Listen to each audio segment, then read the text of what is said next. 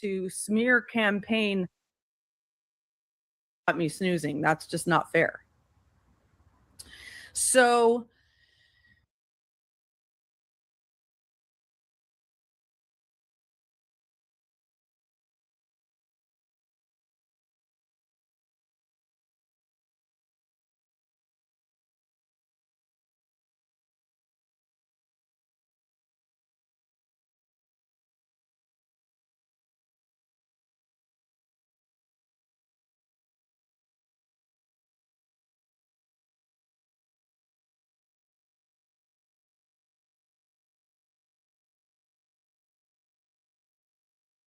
she fell asleep for several minutes. So I don't know if you, this is what I learned today. What I learned today is that the the narcissist Sabbath is on Saturday, because once she was called out, she broke in to a full throated narcissist prayer. And I'm going to play part of that for you today.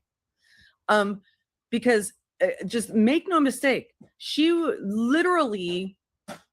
was sitting there for minutes upon minutes upon minutes. It could have been 15 minutes, something like 10, 15 minutes, dead asleep on her live while showing photos that were just released in the Idaho 4 case. And that is, people in her chat were calling her out for being disgusting and gross. And this is not breaking news anymore, people. It's not breaking news anymore. But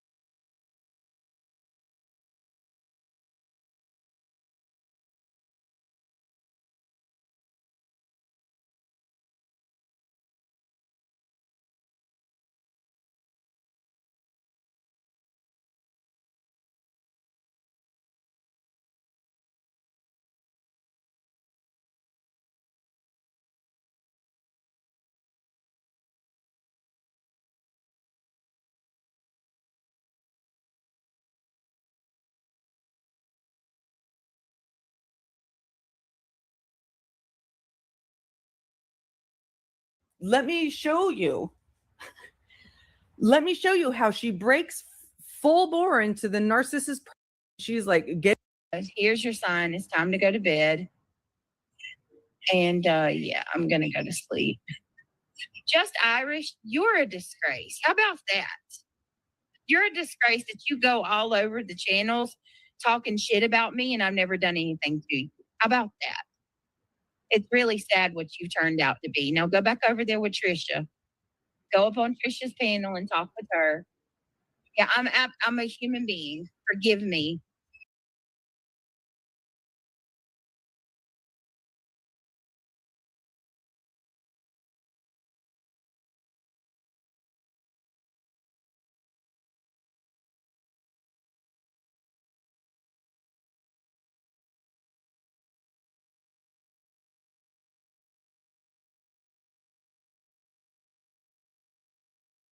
His behavior since Sebastian on YouTube, since Sebastian went missing. And one of the major things is him enlisting a convicted fraud in going after you and going after people on YouTube to get to Katie and Chris. And he shot that arrow, and it is still going. It is still rocketing through the air. And we're going to see that this is very, very intentional, okay? Because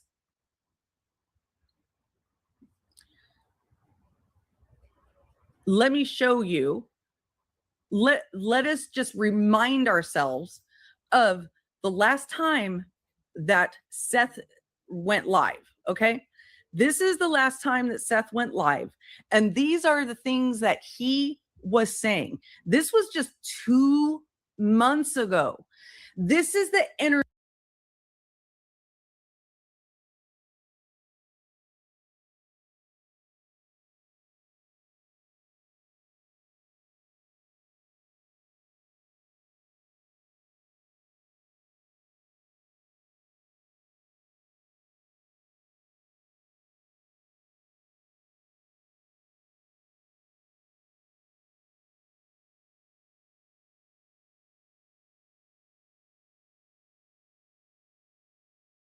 energy that Seth was putting out there to the universe, to his followers, in the name of his child, just 2 months ago. Okay. Let's talk about this. Confused by what I see on the internet. I mean, there's a child missing, and I see true crime people putting my son's name in the titles of their videos. They're making fun of other YouTubers.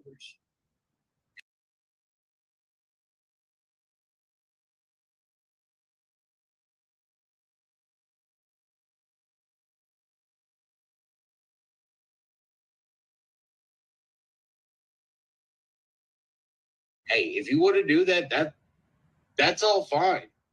Take my son's name out of it, though. Now, we know that was pointed at you, Brittany, because that very night, that same night, you had a live scheduled with Sebastian's name in it, didn't you? And then you ended up doing a drama live instead with Sebastian's name in it. And then I'm pretty sure, I'm not totally sure about this, but you changed the name. So I know exactly, right, Caroline? Hello, everybody coming in. Welcome here. Thank you for being here. And by the way, just a public service announcement, because of the topic of this chat and the people who are the people that Seth enlisted in defending him and smear campaigning everybody else, there probably will be trolls today. Don't worry about it. Don't engage. I'll deal with it. It's not a big deal. It'll be handled. All right. So let's keep going. Have a little respect for a missing child. It's just been too long. Because there's a lot of stuff that's just been too long.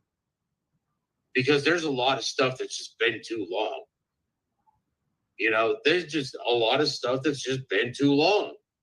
There's been too long. Been too long. Let's go with been too long. How about it's been too long since I've seen my son? It's been too long since I've been able to talk to my ex-wife about my son.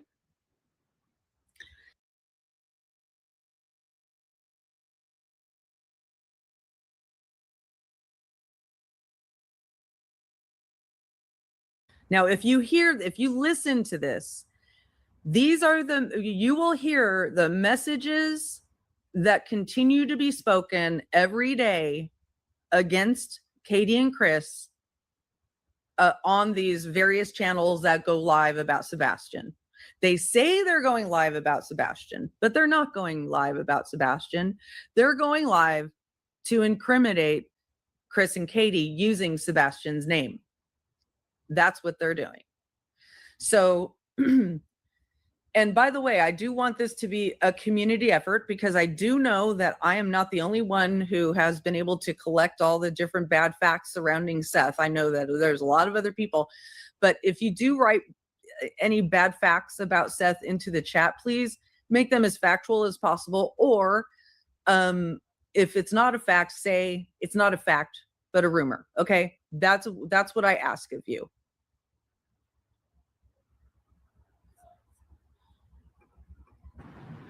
How about it took 9 months, Katie, for you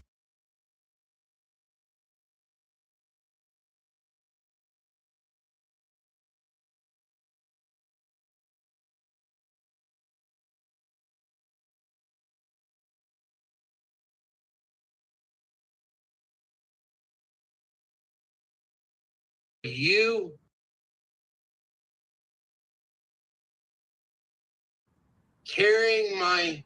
Now, what I want you to note here, okay, there's something I want you to note very crucially here, is that in this stream, Seth went off on this tangent before he even talked about Sebastian or missing Sebastian. He does later go on to talk about missing Sebastian and missing parts of Sebastian, but the first thing, watch what he concentrates and watch what he is angry about the most in this stream. And this is the energy. This is the energy that is being carried on his behalf by the people, the dirtiest fucking people out there that he has enlisted. Okay. So this particular stream that I'm doing here is not about the RICO, but it's about the guy who kicked off the RICO, who made it happen, who could have stopped it and didn't, and now it's just its own rolling train. And I did a video early on. I just want to remind you.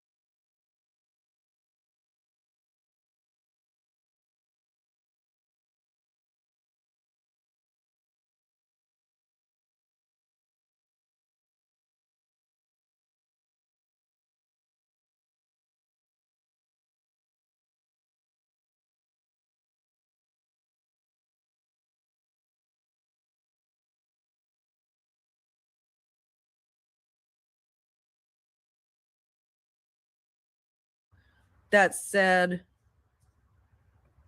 I'm just going to show you the title right here real quickly. Open letter to Seth Rogers, 5 compelling reasons to drop the RICO suit and the team driving it. And I felt like it was a very reasonable, well thought out letter, open letter that I did almost exactly a year ago to the date. And I was right in this thing. And look where we are now. Look where we are now. With most of the defendants turning it, most of the plaintiffs turning against one of the plaintiffs, leaving one of the plaintiffs out here taking most of the heat for the actual suit, because that's real, ballsy of all of you.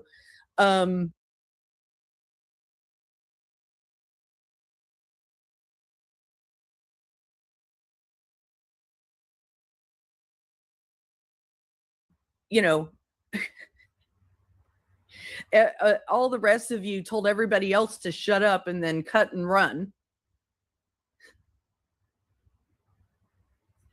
So here we go. Our son, all right, 9 months, over 9 months, because Sebastian was late. It was more than 9 months that you carried him because Sebastian was late. Sebastian was born on December 7th, 2008. And he was 5 days late. 5 days late. All right. 5 days late. So many complications. And I was there with you for every one of them. And I was there with you for the whole pregnancy, babe. I'm sorry. I shouldn't call you. Now that's concerning. Hey, oh, by the way, hey, Delaney, it's been a while. Good to see you. That's concerning. Calling your ex-wife babe 10 years after your divorce, right? In the midst of basically, you're going to go on to accusing her of being responsible for the disappearance of the child. Yep, that's right, Nacho. That's right, NCAM. Babe, I was there the whole time, Katie. I was there the whole time.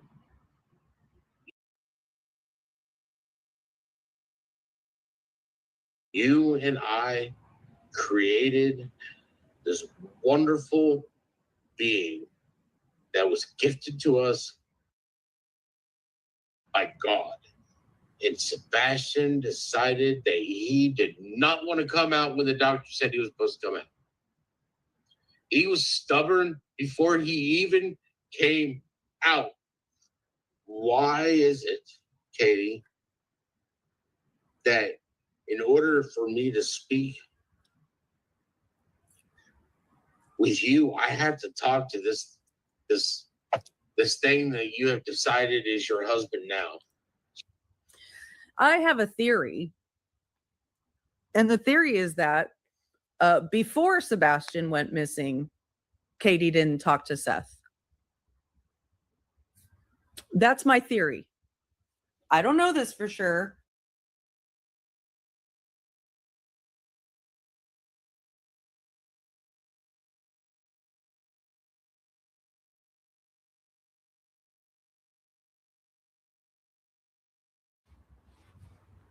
I don't think that Sebastian going missing had hello, it's me, Amberly. Hello, everybody coming in. I think that was a precondition of Sebastian's disappearance. I think that, in fact, when they divorced, there was a restraining order put out on Seth and CPS reports based on his violence, right? But people don't talk about that bad fact.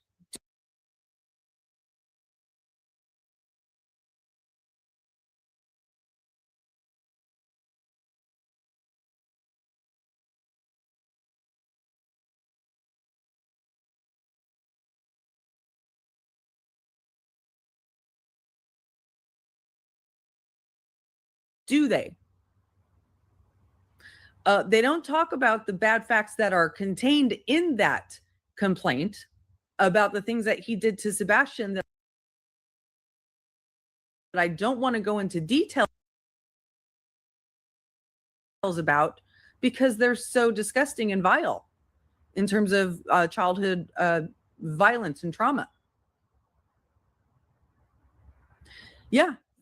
And so I think it's a bad fact that you are making it so important that you have contact with Katie, that you are actually putting it in a video, like a plea, like you're making it a calling card for the people who do content for you, to say that we should read something into that as if there's something bad about Katie and Chris for not wanting to talk about you. No, actually, I think what we should read into that is that you were cut off because you are toxic and dangerous and maybe even violent. Okay? Let's keep going. He had nothing to do with you and I creating Sebastian. He has nothing to do with Sebastian. He had nothing to do with you and I having a son. He had everything to do with us not being together now. You see how he's not accepting reality? He is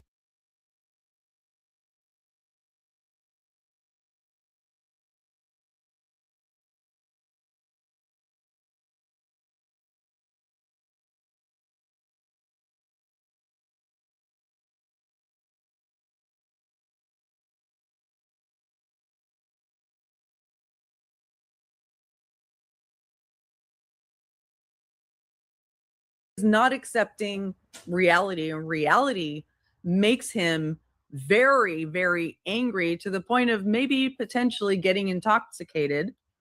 Can prove that. That's not a fact. But looking intoxicated, going live and making a major, huge hairy deal out of your inability to have direct contact with somebody this long after your divorce. What this all says to me, and I'm sorry to say this, is motive, Seth. That's what it looks like to me.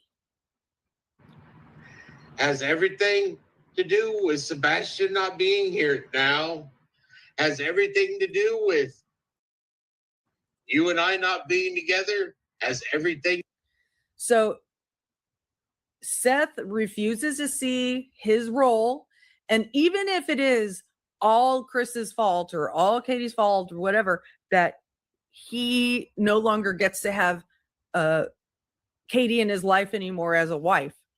Sorry, bud, but that is just life and you have to accept it.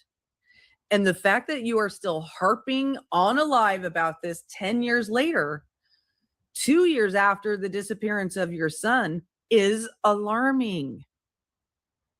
It's a bad fact. This behavior to me is a bad fact, but there's so much more to do with not being a family. And that's fine. It's okay. It's okay with him having everything to do with destroying the family that you. Do you really believe him when he says, oh, it's okay, it's okay, that's okay? No. Listen. When I had, that's fine. That's fine. But why is it that I can't sit there and speak with you about trying to find our son unless I speak to this thing that thinks he's a man?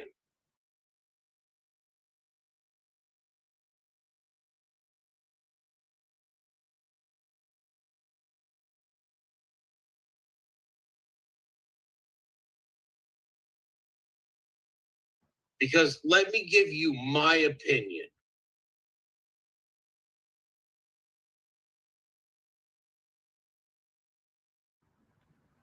Just my lonely little opinion as a man. If any male wants to sit there and look at another man's wife. Did you catch that show, the choice of words? That choice of words is his lonely little opinion. He's lonely. He hasn't been able to talk to his ex-wife. It's all that big bad Chris guy's fault. And he hasn't even really gotten to his son's disappearance yet in this.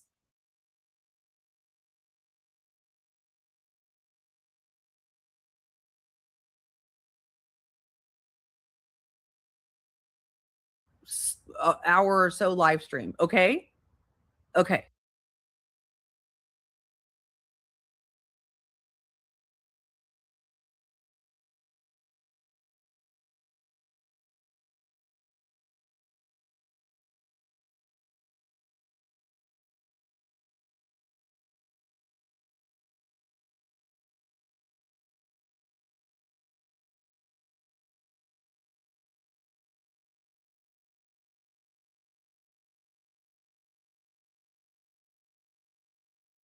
Those are the facts. And decide that he is going to take that person from that other guy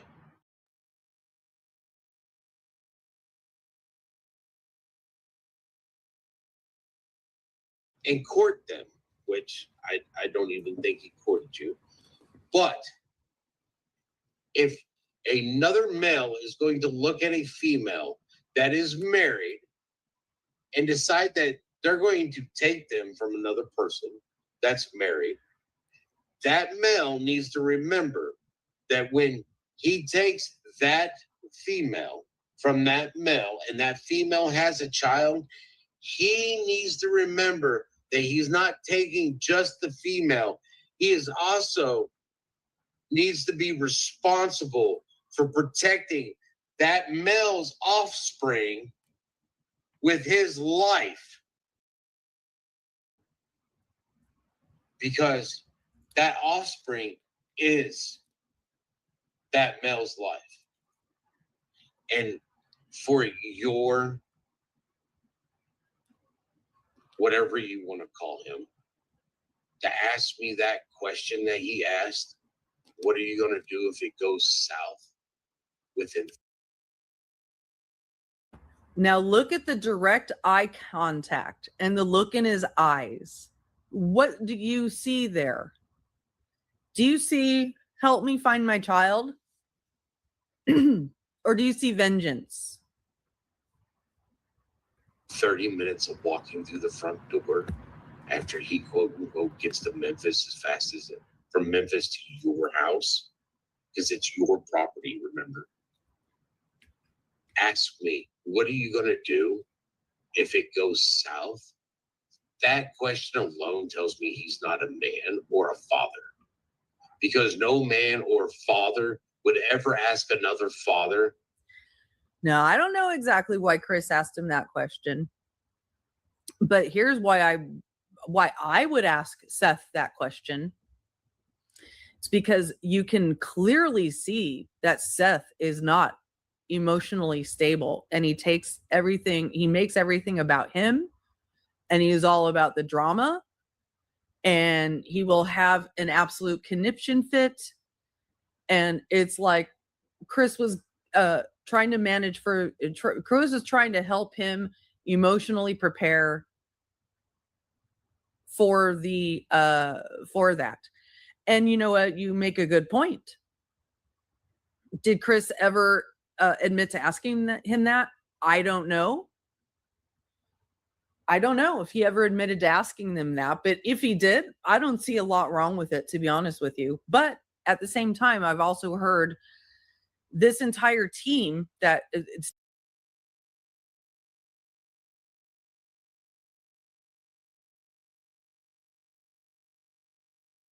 Seth and the entire team that he has enlisted make up whole cloth lies about people just to get new, fresh content out there. They've fabricated images to get onto Nancy Grace. And then that episode of Nancy Grace was pulled down because they learned that it was fabricated, probably, right?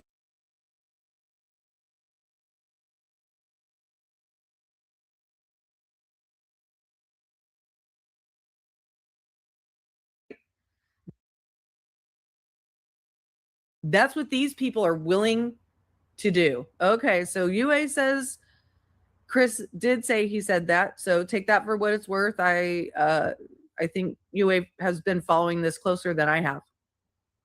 So, okay, let's keep going. What are you going to do if it goes south? Because no father would ever ask another father what he's going to do. Because a father already knows the answer to that question. No father would ask another father that question, because a father knows the answer without ever asking that question.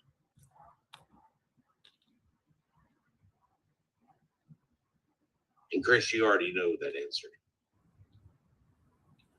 I left these long glares up there for effect, because he wanted them there for effect, definitely for a reason, right? So we're leaving them there for a reason.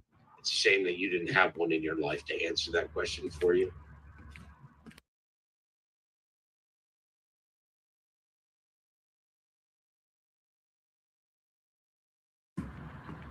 But you should know the answer just by my look.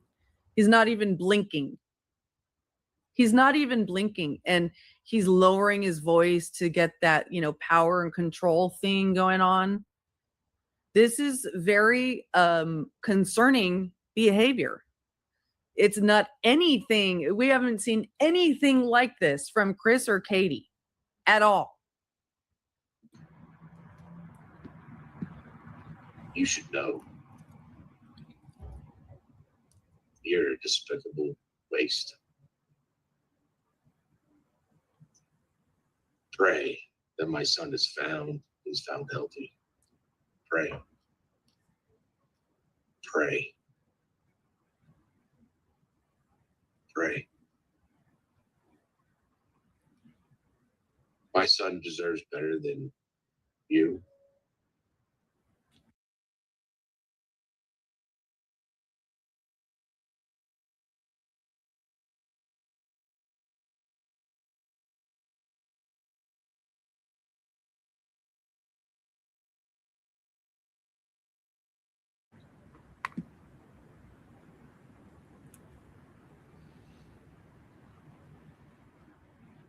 Pray. My son has been failed by CPS. My son has been failed by the sheriff's department. My son has been failed by TBI. My son has been failed by the DA of Sumner County. My son has been failed by so many people. It's infuriating. Sebastian would get up and he would run from his room to the bathroom to use the bathroom. So this is when he finally decides that he's going to talk about Sebastian, the child who's missing, the reason he has a channel, the reason he gets all this attention, the reason he filed a lawsuit against YouTubers and enlisted convicted frauds to help him do all that shit and keeps that energy going to this day. He finally he starts talking about Sebastian. He'd wash his hands and he'd run across the hallway back to his room. And every time he did, he'd look over to see if I was awake when he ran, to see if he would wake me up, because he knew that if he woke me up, that the next thing he would do, he knew that the next thing that I would do, when I would come into his room, and if I woke up, I was going to come get him. You can read that one of two ways. You can read that as, oh, it was cute. That was just how he was. He did that every morning. That was his little routine. Or you could look at that as, oh, fuck, I have to go by dad's room to go to the bathroom, but I don't want to wake him up. So I'm going to run by and I'm going to look while I'm doing it to see. And now, then you have to ask yourself the question, why? Why? If he's scared, if he doesn't want to wake Seth up, why? Why is he scared? Why is he scared? And now he's about to break into, into tears, super chat tears about not being able to tickle him anymore. The best way I like to wake him up is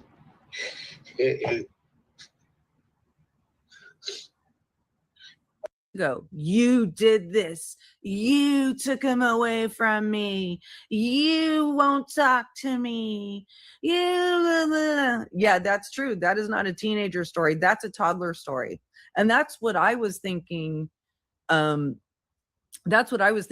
I had the same thing with when my son was a toddler, like tiny, like 18 months old. I used to tickle him and he would go right.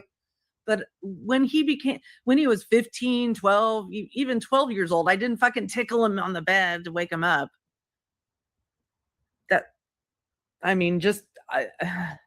I'm more careful than others, but that felt weird to me once they got to a certain age, when they got to preteen age, but I'm more careful than others just because of my background.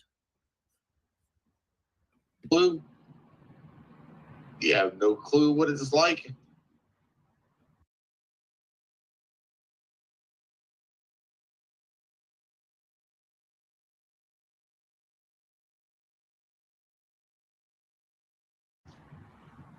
You have no clue.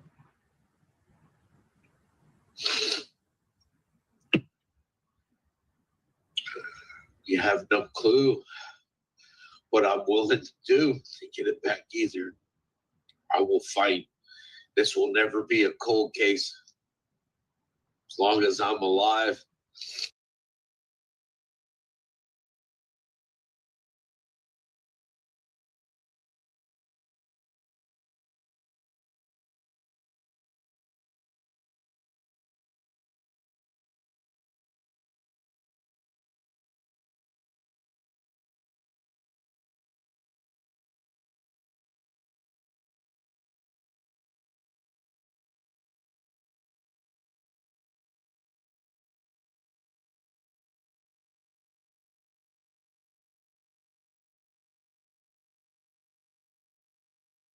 This will never be a cold case. I'll never let it go. You don't want me to die. What in the actual fuck?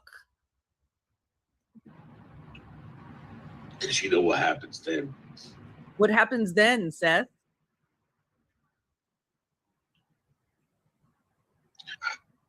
It's going to take a joint effort from everybody. Right? And then you had people not long after this coming out and saying, we've been writing the White House and they just came back to us and said that they're getting directly involved, and it wasn't even from the White House. It was complete bullshit, total bullshit content, clickbait. Can start. This is not a battle that I can do by myself. I can start it. I can be there. I can be all the way up to the steps. I can walk into the building, and I can even be the one that hands them the paper and be like, this is what needs to be done. I can put my name on the ballot. I can do every one of them, but that's what I worry about, Carl. That when he said that, it made me much more suspect of Seth Rogers, more than I ever had been. And yet, I tiptoe around it, and so does the entire community. So I wanted this live stream to be here so that there's one collection up to date of all of the bad facts surrounding Seth Rogers, with video and, video evidence of all the fucking things that he said to enforce those bad facts. And I think this is a really bad fact that he's saying that it can be by a reasonable person inferred that Katie will never find Sebastian if he dies. That's not a great thing to say out here, dude. It's going to take we the people. It's going to take everybody. It needs to be an actual movement. It needs we the people to get this done. It can't. Lord help me. To sound like my dad, it cannot be half-assed. If it's going to be half-assed, it can't be done.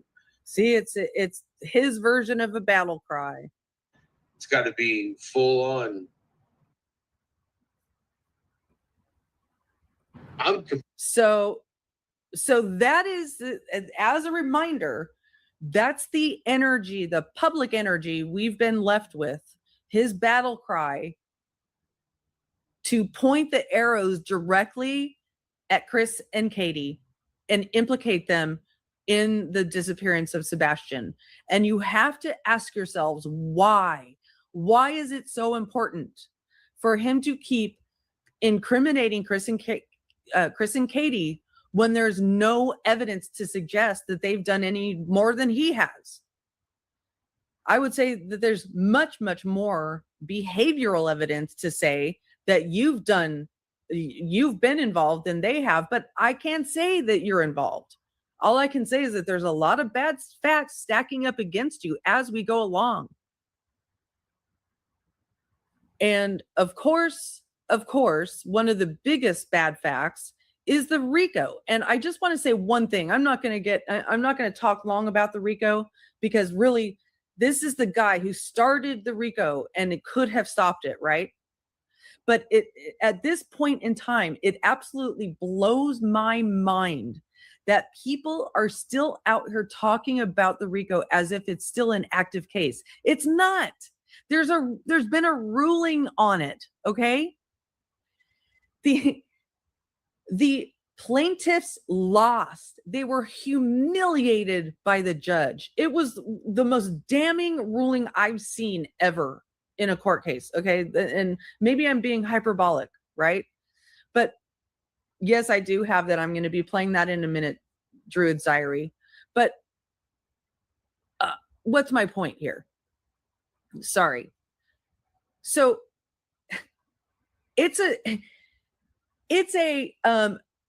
It's not a discussion to be had, the merits of the RICO case.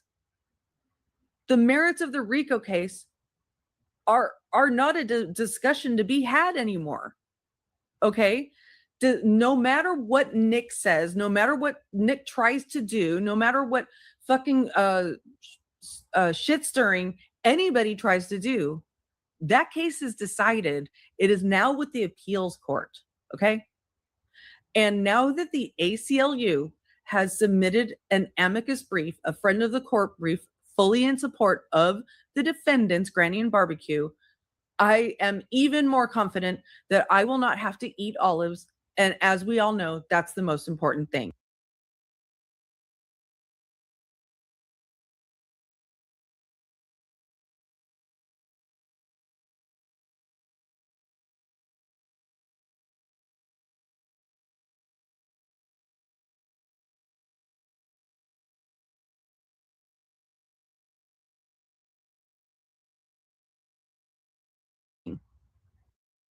Yes, the judge did slate them. That's correct, Christina Logan. So, keep your eyes on the ball, people. This is the guy who started the RICO ball rolling. This is the guy who gave Nick the Hat, a fucking convicted fraud, the entitlement to use his son's name in a salacious and ridiculous and frivolous case against two single women on the internet. This is the guy. Keep your eyes on the fucking ball, okay? Because if the appeal goes the way of the plaintiffs, that being Nick the Hat and Seth and those guys, I will be absolutely shocked. Absolutely shocked. They can keep pushing it along, but in the end, I don't believe they're going to win. So, with all of that being said, I put together, let me see. Here they are. I put together some more written examples, okay, for us to go through. Now, these are things, they're not really in that much of a particular order, but I put them together so that we can all go through them. And if you want to add to these examples in the chat, you're more than welcome to. But I will also be showing a couple of videos.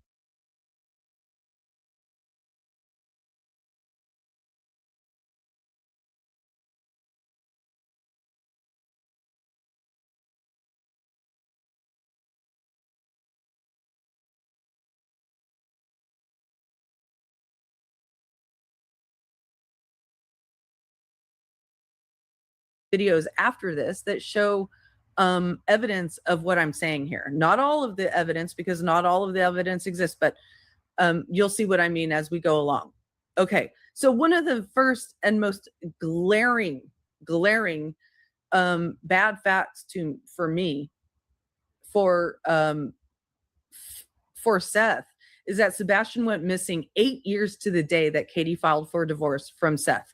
And now that we have seen how incredibly bitter and revengeful he is toward Katie and how he holds on to that grudge, it's been 10 years since they got divorced, and he still is so bitter about it that he's willing to go live 2 years after their son's disappearance and make that more important to talk about than their son's disappearance. Okay. Yes, I do very, very much understand that his son is disappeared, and that must be very sad. And I give him some grace for being mad that his son disappeared from Katie and Chris's house. If he's not involved in it, I give him grace for that. But it's been too long now. It's been too long, and he's showing us where his head goes. Okay. And where his head goes shows me that he has motive to do things. And he has shown us that he's a vindictive person. And we're going to see that in some of the clips that I show you later. But let's keep going here. Seth gave Sebastian unfettered, unsupervised access to the internet using his accounts. And he admitted this. Okay. So this isn't one of those things that would necessarily directly cause Sebastian's disappearance, but it would certainly contribute to it, just like any of the things that they say that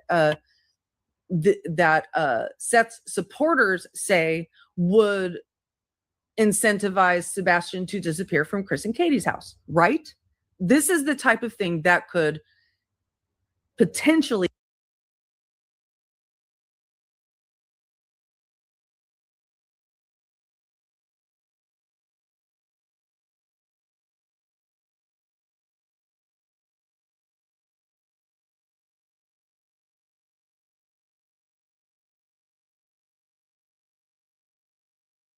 lead indirectly to Sebastian disappearing.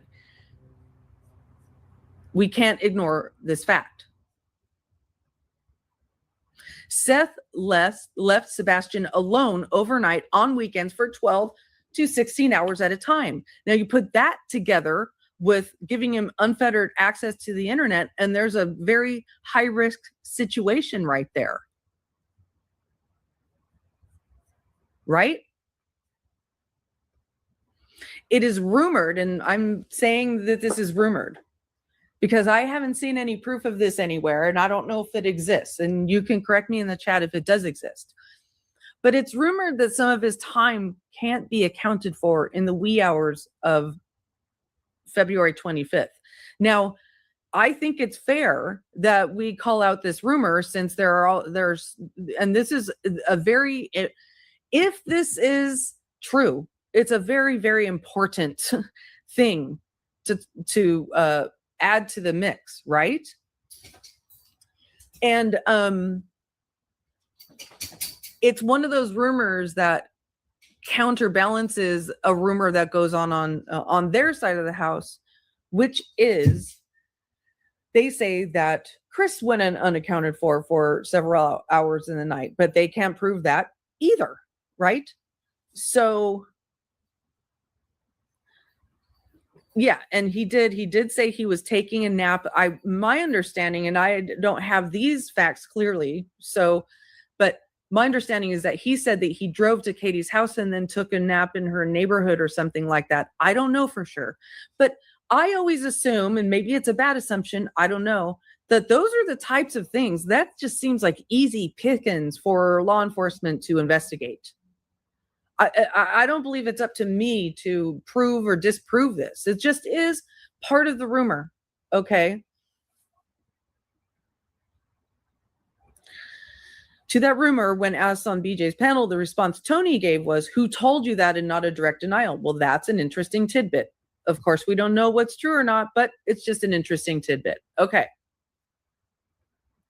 Seth allowed his sister to launch a GoFundMe 3 days after Sebastian disappeared, after agreeing not to do so with the Proud feed. That's a bad fact.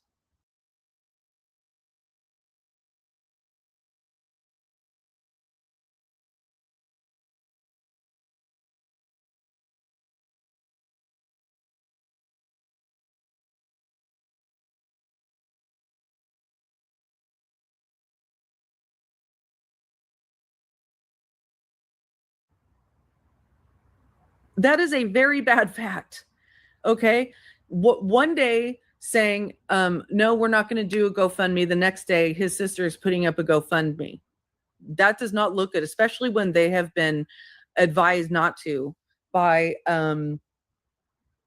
the police, right? Or somebody. They had been advised not to. By his own admission, Seth has only done 4 foot searches for Sebastian, claimed harassment, right? So again, I could be wrong about this, but my understanding is that he said he had to say in the RICO filing in his complaint that he only searched 4 times because he was being harassed, and he blamed it on the defendants that he wasn't able to go out and search more than those 4 times. But meanwhile, the people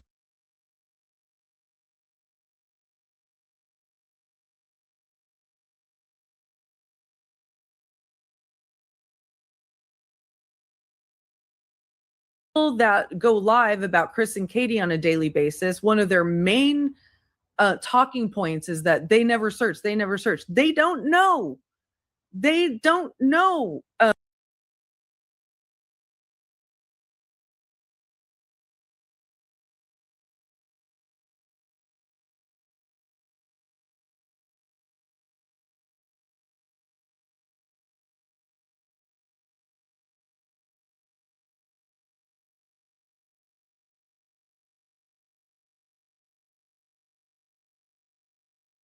How much Chris and Katie have searched. And honestly, to be very honest, we don't know how much Seth has searched, but we do know what he has said in his own court filing.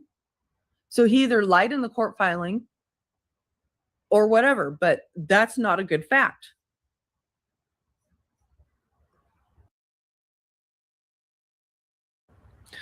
Within weeks of Sebastian's disappearance, Seth demanded that several searchers and YouTubers stop searching and talking about Sebastian. So Seth and the Green Team and everybody that supports them talk about how,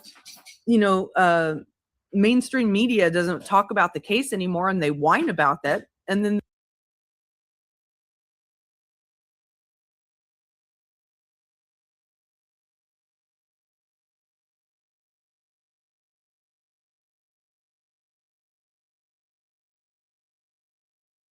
they don't trace it directly back to the RICO.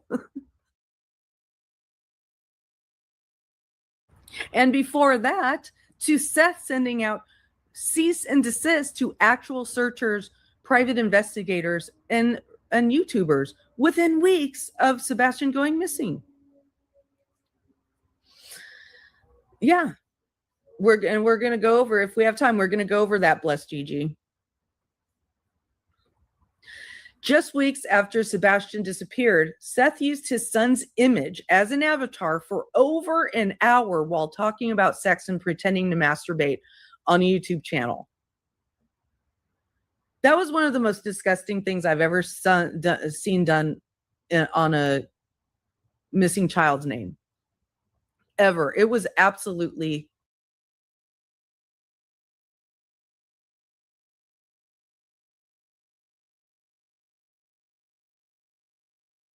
shocking. People were right to be shocked about this.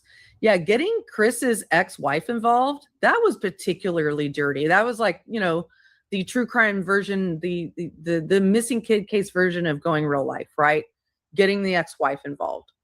But anyway, it's 4 months after your son has gone missing, and you're on a panel with your son's avatar, using your son's image as an avatar. There's nothing wrong with that. Okay. But then the entire panel dissolves into literal locker room talk for an hour, devolving into you pretending to masturbate. And you never change your avatar. It's always your missing son up there. And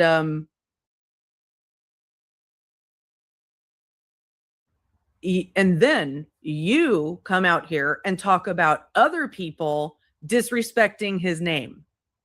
And that's why, and that's a bad fact. It's a bad fact that according to you, respecting his name is being able to use it in whatever way you want to. And everybody else should just shut up about him, right?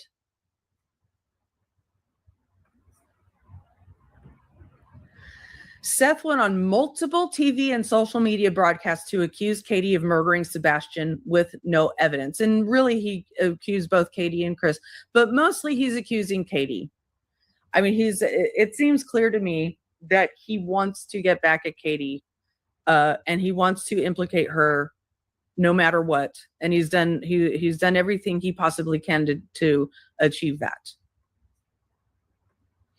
Seth enlisted a team led by a convicted fraud on parole to lead a sustained smear campaign against the Proud Few, which continues to this day.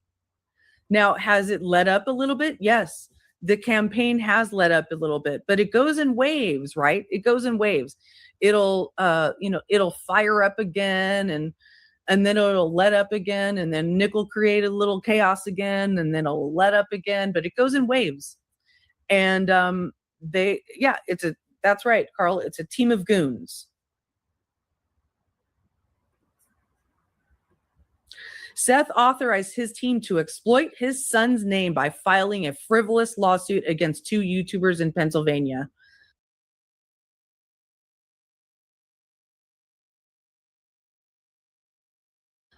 This is something I will never get over.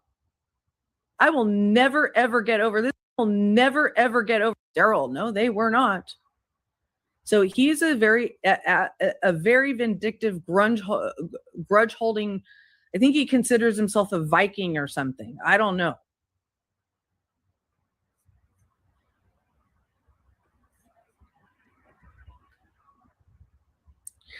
Seth authorized this same team, to circle the YouTube wagons with a daisy chain of anti-Proud Feed content on constant rotation. I mean, it would be one thing if all of these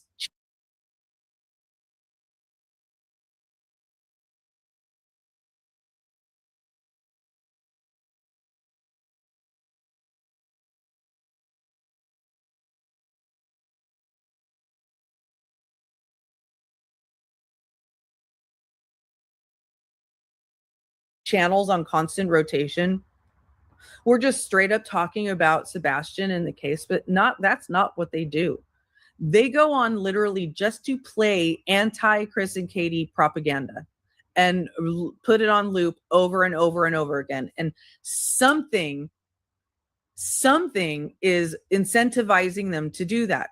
In one way, shape, or form. They were incentivized early on, and they're just sticking to it. They're still incentivized to do that. They're getting some sort of incentive. And sometimes it's literally as simple as a connection to the case via the father. And as long as the connection to the case, sometimes people demand cash. Some people just get the cash. Some people, get the cash through the coverage, right? Some people just think that they're going to get the cash through the connection, through the child's father. And the fact that he still allows that to happen by supporting these channels, by going into their chats, by backing up what they say, means that he's directly involved.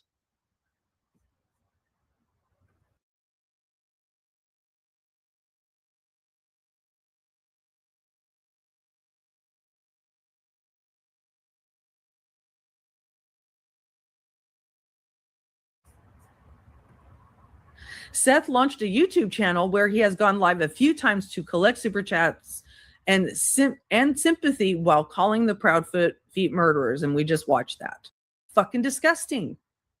Now, that's a little bit victim blaming, because if he was honeypotted, fuck her for honeypotting him. But also, what the fuck was he doing getting involved with a girl within weeks, so involved with a girl that he allowed her to get into his shit to extort him so much and exploit him so much? How the fuck did that does that happen just on the very heels? Oh, because you believed the person who came up to you and exploited you for having a missing son and said that you were a really hot guy. Okay.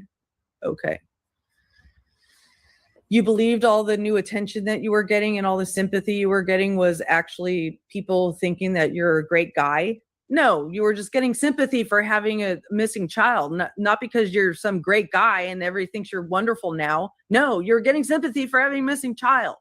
Don't get them mixed up. There were CPS reports and a restraining order on Seth in California related to his divorce from Katie, but they don't talk about that, do they? In those, surround sound, 24-hour on a loop lives that they do about quote unquote Sebastian, do they ever talk about the CPS reports against Seth in California? where they talk about physical abuse against Sebastian by Seth? Do they ever talk about that? I don't think so. That's a bad fact. It's a bad fact that he did those things, allegedly, according to the report. It's also a bad fact that all the people who supposedly go and talk in support of Seth don't address that, because it all makes you all look guilty as fuck. It makes you look like you have consciousness of guilt. That's a bad fact.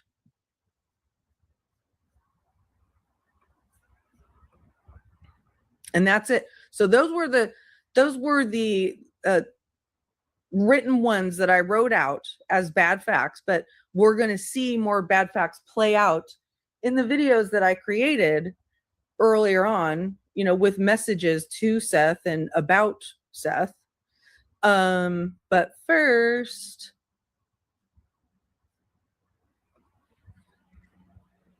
clear up his quote unquote grooming accusations. Basically, I'm showing that to set the stage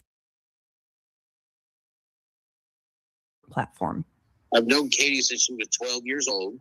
Started dating when she was 18. What is a 22-year-old doing hanging out with a 12-year-old? What do you mean when we met? Were you aware of her abuse as a child? I was aware of that. Yeah, that's This lady did not have the opportunities that children should have because of her father and the mistakes that her father made. She didn't get the opportunity. But as her husband, I was damned she's going to get these opportunities. I remember taking her to the DMV to get her driver's license for the first time. I helped her Filling needs. buy her first car. Spray my wrist, changing the brake pads on her first vehicle. Facial paralysis happens for a variety of reasons. And I walked into the room and he literally shot shit out of his ass. He tried to hit me.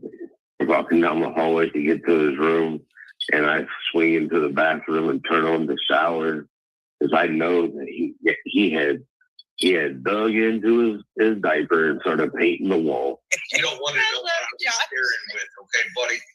Don't want to know what I was steering with, okay, buddy? Implying.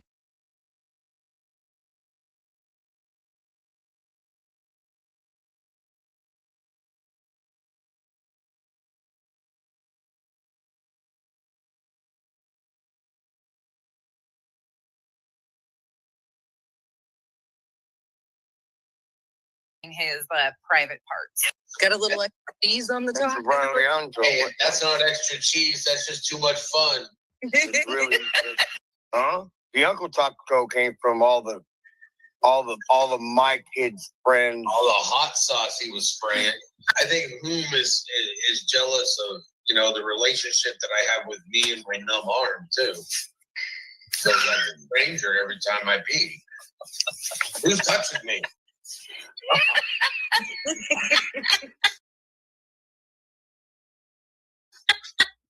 You. Lord help me. Yes. Bullhorn Betty asked where a good place to go eat was, and we went to a Mexican restaurant and had lunch. So you're getting married. So I mean, I must be. How'd you know I had tacos there, buddy? Say my name right now. Uncle Taco said it. I know. That's why I had fajitas. Oh my God. Listen, it is not breast cancer awareness. I did not have pink taco. No.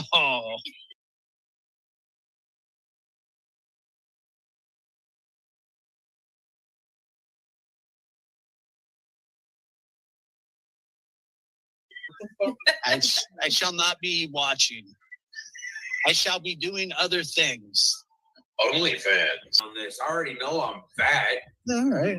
There's plenty of me to go around, except for particular people that have STDs. Yeah.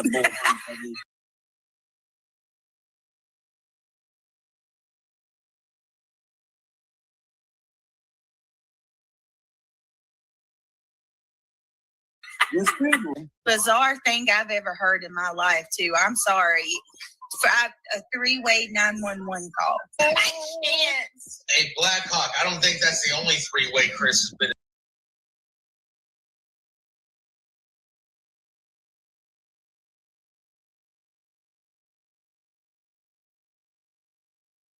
involved in. Oh. Hey, now you need to leave my girlfriend alone. Oh shit! You better stop. They're gonna clip the hell out of that. Oh, they can clip something. It's not gonna make it any smaller, okay? So, calling me fucking fat. He's talking about Illuminati. Hey, you weren't supposed to say her name. We don't mention creators' names here, okay? Even if they create STDs.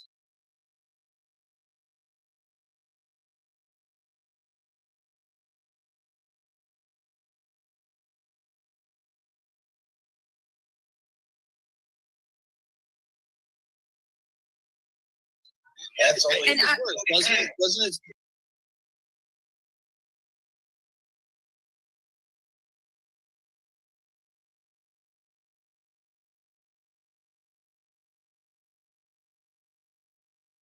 Seth? What? I'm sorry, I was cleaning myself up. What was that? Oh my God. Absolutely. I shouldn't talk about this, or I shouldn't talk about that. He's thinking something. And it always. I'm almost there. Leave me alone. Oh my God. I thought I was getting a slow clap for a second. Hey, if it's a slow clap, you need to go to the hospital. But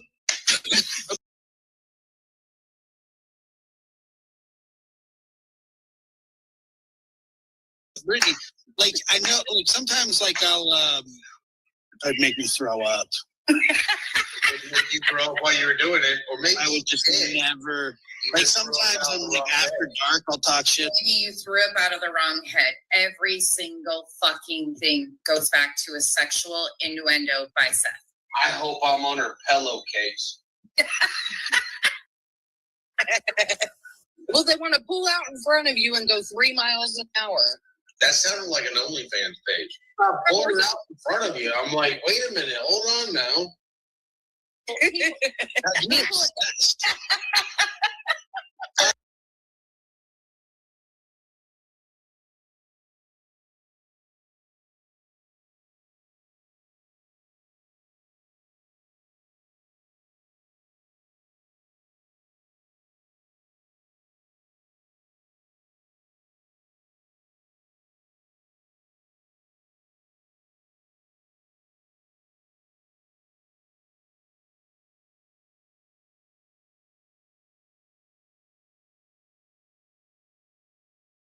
I'm pulling it out in front of you. I'm like, wait a minute, hold on now. Can't do that on YouTube. I gotta clean my drawers. No, those are just the things he said publicly. Many, many people who have met him privately for searches and whatnot also came out to report the way he treated and spoke to women during those searches. You may not like some of the people reporting this, but when many people are reporting they witness the same thing, there is credibility to it and it warrants discussion. The next thing that threw me off guard was the way that he was talking to his team. Okay.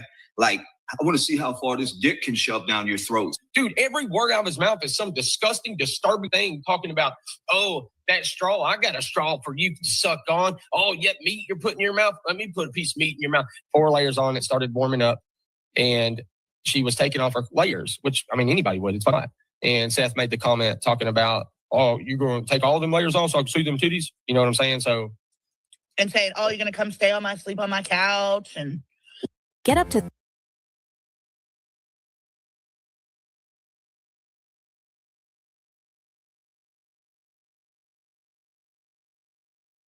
30% off your entire purchase this weekend only at Ashley's 2-day super sale. Or You telling women that are out there searching, they can call you daddy?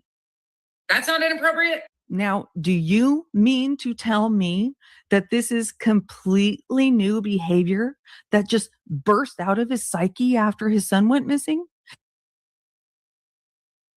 No, it's not. And in fact, um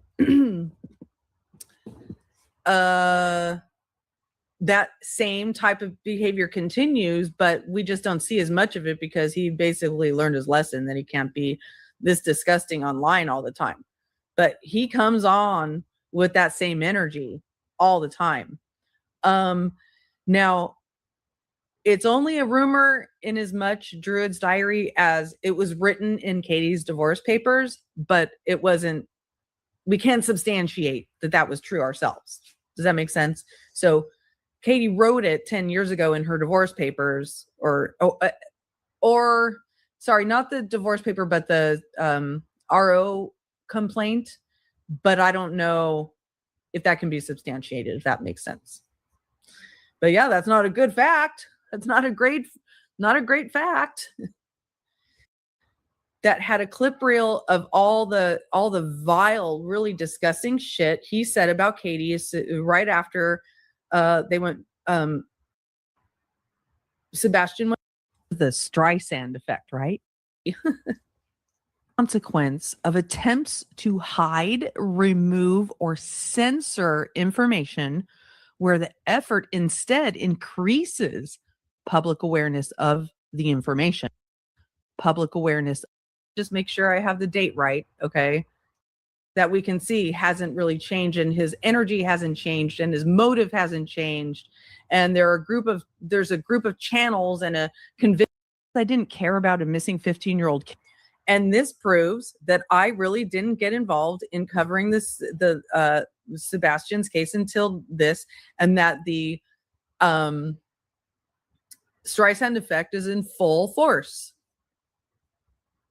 because of this damn lawsuit.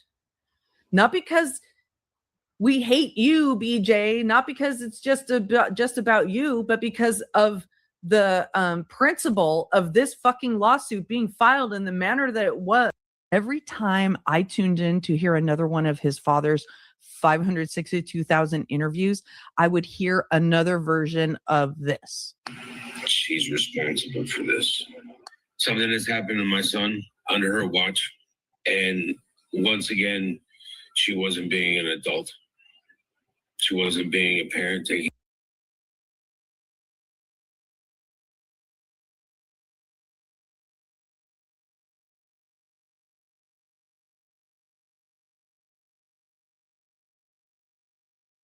care of an autistic child. She's not telling everything.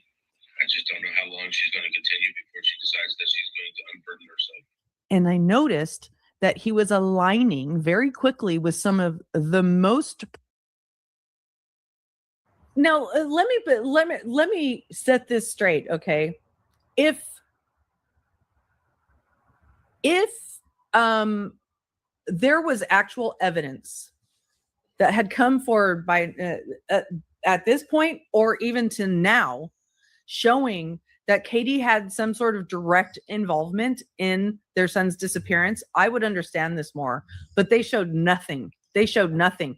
And to this day, solid drumbeat, national campaign, billboards, people going live every single fucking day, repeating the same bullshit, making shit up, making things worse, making things out of things that don't exist, creating false images, behavioral standpoint. And since Seth had a lot to say about his ex-wife and her husband, Chris, I decided to check out their interviews as well to see what they were saying about Seth. I mean, surely if he was saying all these provocative things about them all over YouTube, they were responding or perhaps doing something to provoke something in him as well, right? And Bullhorn Betty was going around making all kinds of huge accusations about being stalked and harassed by the Proudfoots and their kin. So I did some digging to see the bad things the Proudfoots were saying about Seth and possibly doing. Guess what I saw the Proudfoots doing and saying against Seth Rogers and all those other YouTubers?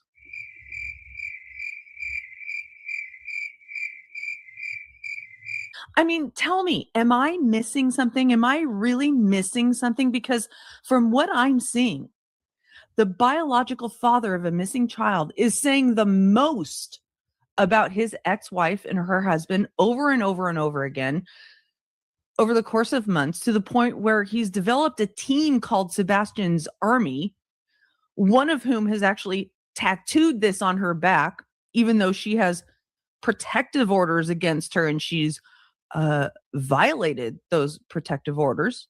And they have all co-signed and pushed these ideas and narratives over and over again about Chris and Katie Proud. I'm going to fast forward to the clip reel of him saying all this shit that he says.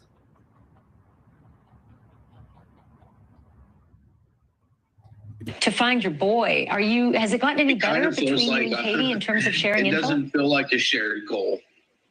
Oh, but before we get into this clip reel, I want to thank my 2 super chatters. Music City Mom, thank you so very much. And also, thank you so very much to Scooter McBooters. I want to thank you because I got a... Really big shoe. Really big. So I'm putting on my really big show. Thank you both very much. I appreciate it. Okay, let's keep going. It sure doesn't feel like a shared goal. Oh. It feels like it's only my goal and all of Sebastian's army. It's their goal. It's my goal to find Sebastian. But as for contact between me and the Proudfoots, Sammy, thank you so much. And you know what? You're very welcome. This is an important topic to me. And you know what? You know what we're going to do? We're just going to... We'll do it live. Fuck it. Do it live. We'll do it live. My chat now. Oh my gosh, Pointer Lover, thank you so much. Thank you so much. But you know what? Dead air freaks me out. It sure does. And don't accuse me of being on anything, because you promised me you wouldn't do that shit anymore. I didn't. I didn't. You guys are all awesome. You guys are the best. Oh my gosh, it sure does. It sure does. You guys are the best. Let's hear all the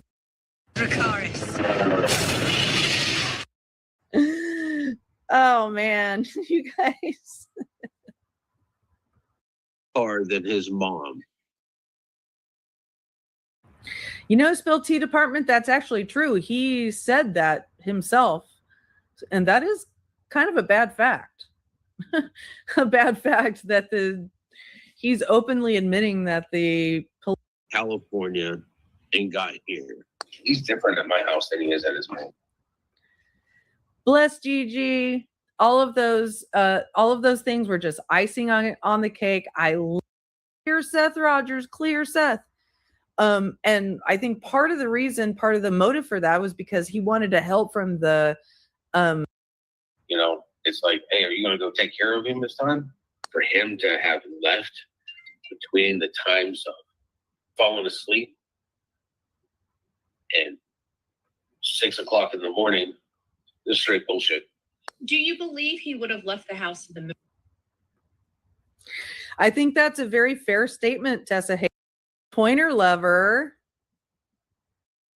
on YouTube, be proud of your work. I am very much.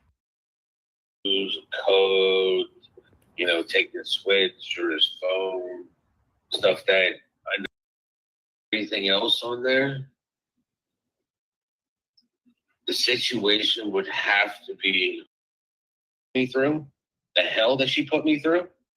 I didn't have a thing. I mean, we're talking about I was 7 years without a girlfriend after the divorce. I didn't even, you know, I mean, it takes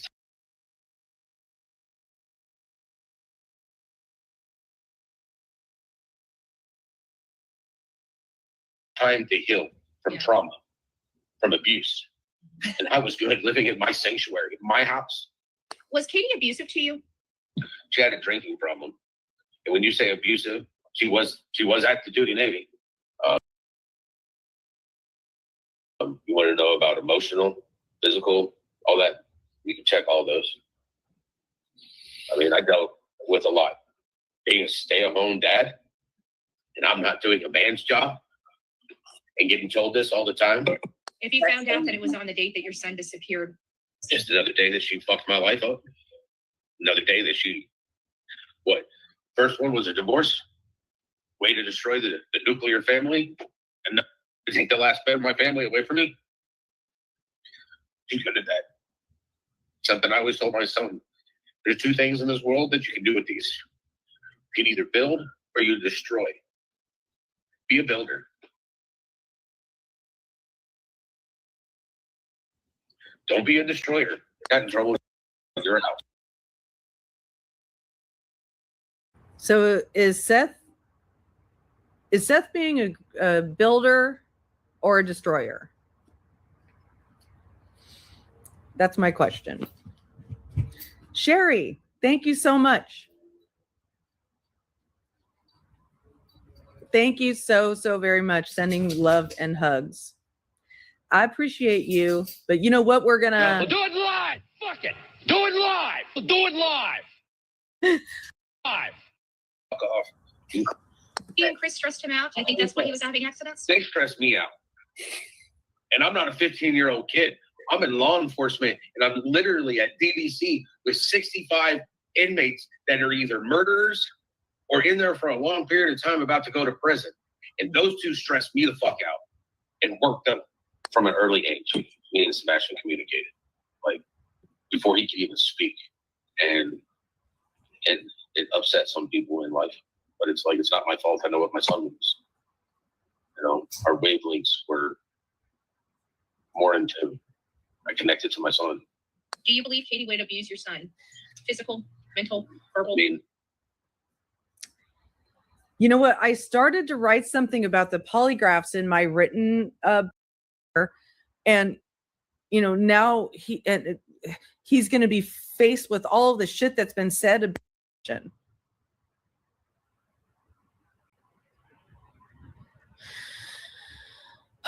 Thank you, Irish. and I'm like, trying to prove something to me. That's not how you. Statement. It's not how you prove something to me. Do you think she was bullshitting you? Yeah. That morning. It's been an unending fucking nightmare since I got off of work. The fucking Monday morning to find out that my son is just gone, and that there's two other people that were responsible for him. It seems that they're having the fucking Fair enough, bless Gigi. Fair enough. I'll take that. grandest time of their goddamn fucking life. Well, I hope they fucking enjoy it. Because I believe in fucking karma. When it comes around, I hope it smacks them in the fucking face. Criminal Gossiper says, what is the whole story behind Sebastian going to live with Seth? Praying for Sebastian would be found safe. It was a better child. He had more understanding here, which allowed him to relax. It allowed him to develop better. It allowed him to be more open for growth, for growing up. You know, a lot of people think that they're guilty. So, the ring, I taught him how to write. I was given a lot of shit because his first book that I ever bought for him was a dictionary.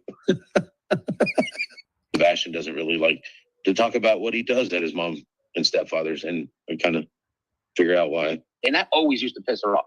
She hated it when I talked about anything that was going on in the house. She was like, that's a random stranger. I've been like, well, I can't talk to you about it. I'm going to talk to a random person that doesn't know anything and bounce the ideas off of them. I've been homeless before.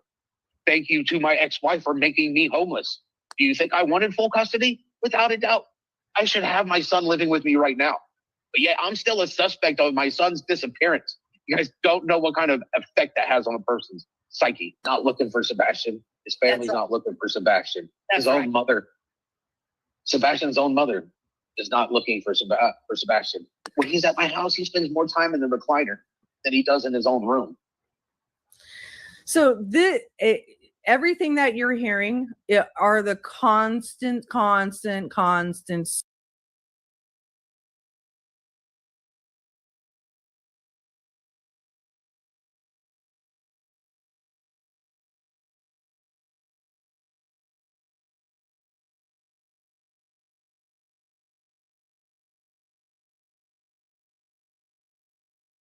stream of barbs that all that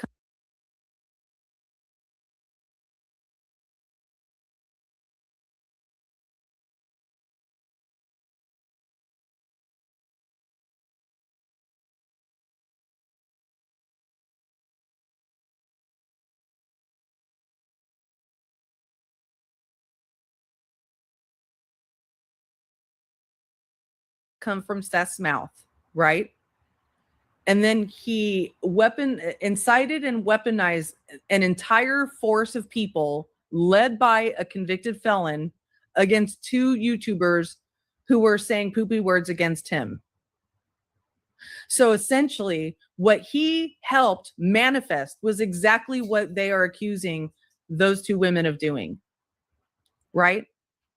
So that's from this has than he used to when he's talking about himself. So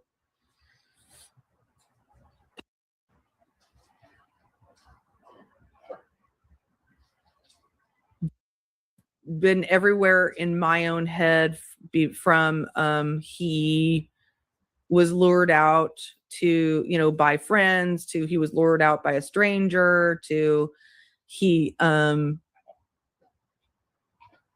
you know, and he's still gone and he's with those strangers, or those strangers did something to him, power to try to make that happen.